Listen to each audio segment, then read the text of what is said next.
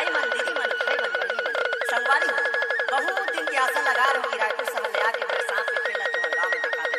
आज बड़ा सुघड़ मौका मिली तो आओ सांप के खेला देखा, ओकर मरम न जाना और सुना।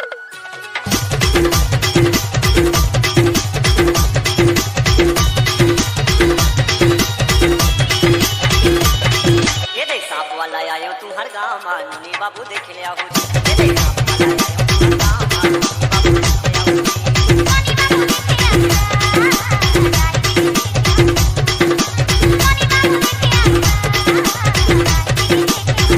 This song is mixed by DJ Sham exclusive.